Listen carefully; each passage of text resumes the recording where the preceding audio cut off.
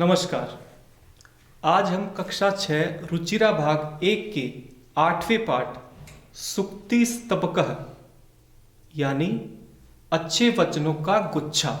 जैसे फूलों का गुच्छा होता है ना, अलग अलग प्रकार के फूल होते हैं, गुच्छा होता है, उसी प्रकार से सुक्ति स्तबकः इसका मतलब होता है अच्छे वचनों का, अच्छे वाक्यों का, अच्छी अच्छी बातों का गुच्छा। इस पाठ में श्लोकों के माध्यम से हमें अच्छी अच्छी बातों को ग्रहण करने का मौका मिलेगा और हम अच्छी बातें सीख पाएंगे। पहला श्लोक देखते हैं।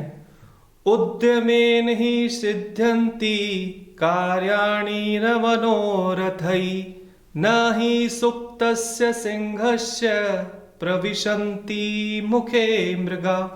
देखिए, उद्यमेन मतलब परिश्रम से ही निश्चय ही, सिद्ध्यन्ति पूरे होते हैं, कार्य संपन्न होते हैं, कार्याणि कार्य, नहीं मनोरथ ही मन में इच्छा करने से ही, न ही नहीं सुप्तस्य सोए हुए, सिंहस्य यानी शेर के, प्रविशन्ति प्रवेश करते हैं, मुखे उसके मुख में, मृगा मतलब कोई पशु या जानवर।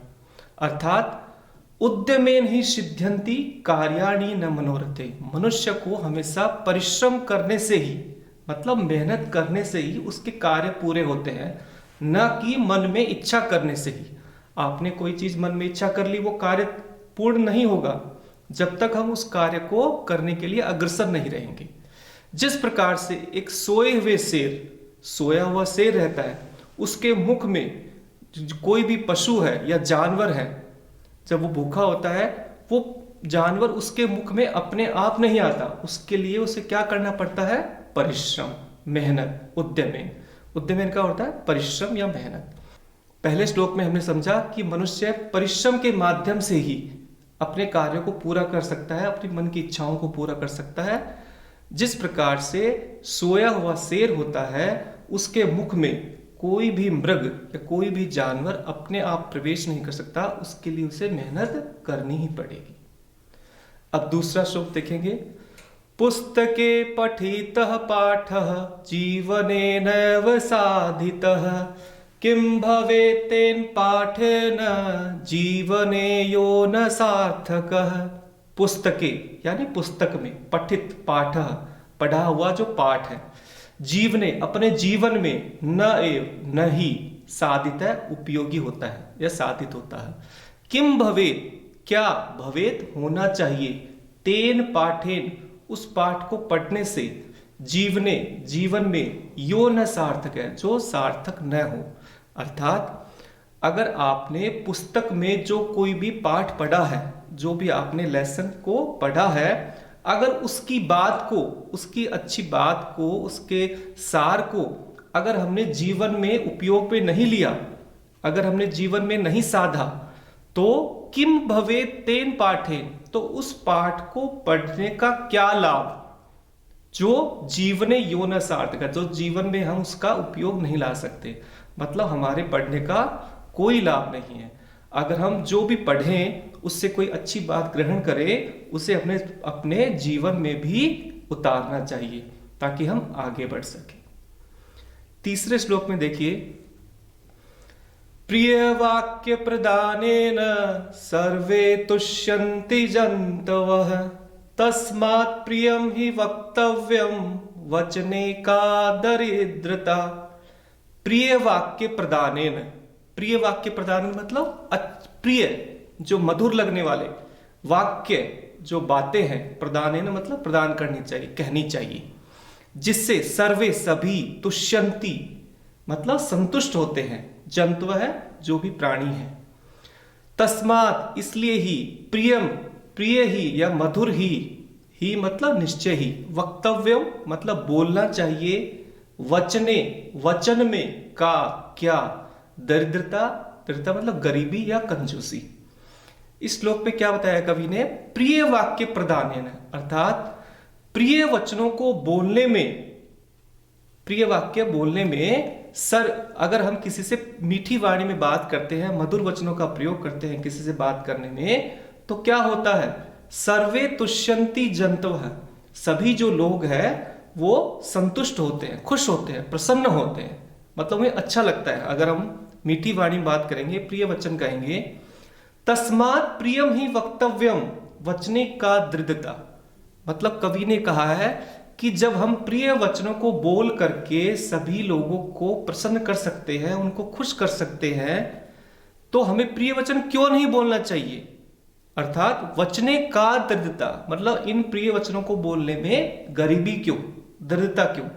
अगर हम बोल सकते हैं, किसी से हमने नमस्कार कर दिया तो हमारा क्या घट गया, हमें कुछ ना कुछ मिलेगा ही। लेकिन हमें तो उस अपनी जो बातें हैं, अच्छी बात है, जो अपने वचन है, प्रिय वचन, मीठी वाणी, उनको तो बोलना चाहिए ताकि वो दूसरों को अच्छा लगे और हमारा उसके अंदर कुछ घट भी नहीं रहा है।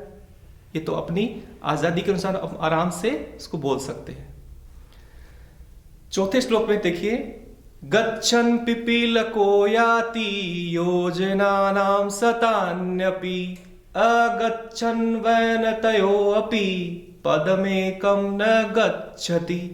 इस श्लोक में देखो क्या बताया गया, गच्छन् जाते हुए, पिपीलको मतलब क्या होता है, नर चींटी, चींटी होती है पिपीलिका, और पिपीलको मतलब पिपीलिका नर चींटी, याति जाती है, योजना नाम कोशों तक, शतान्यपि सो, अपि मतलब भी, अगच्छन् न जाते हुए भी, कौन, वैनतेय, वैनतेय मतलब क्या होता है, गरुड़, जो गरुड़ पक्षी होता है जो सबसे तेज उड़ता है, पद में कम, एक कदम भी, एक पद भी अगर आगे नहीं बढ़े, एक कदम भी नहीं गच्छति जाता है।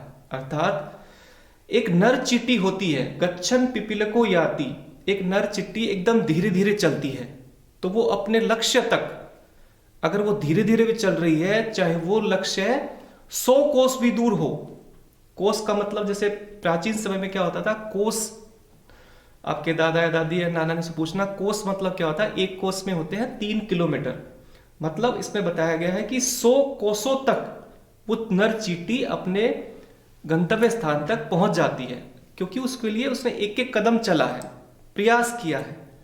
और इसके विपरीत जो गरुड़ होता है, वैनतेय, वो ये सोचता है कि मैं लक्ष्य बहुत आसानी से पूरा कर सकता हूं, लेकिन वो एक कदम भी नहीं चल पाता।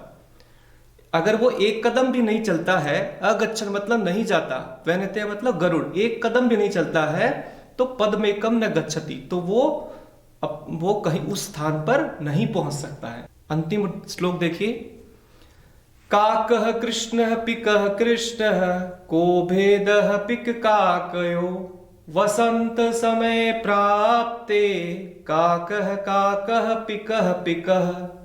इस श्लोक में क्या बताया है, काकः कृष्ण, काकः मतलब कौवा, कृष्ण मतलब काला, कृष्ण का जो रंग होता है श्याम वर्ण, कौवे का रंग कैसा होता है, काला। पिकः कृष्ण, पिकः मतलब कोयल, कोयल का वर्ण भी कैसा होता है, काला, मतलब उसका वर्ण भी काला और कौवे का वर्ण भी काला होता है। को भेदः पिक काकयो, इन दोनों में भेद का कैसे पता चले, मतलब मनुष्य को कैसे पता चले कि कौन सी कोयल है और कौन सा कौवा है। तो कवि आगे कहते हैं, वसंत समय प्राप्ते, वो कहते हैं कि जब वसंत ऋतु आती है, जब वसंत का मौसम आता है, उस समय ही हमें काकः काकः पिकः पिकः, कि ये कौवा है और ये कोयल है, तभी पता चलता है। क्यों?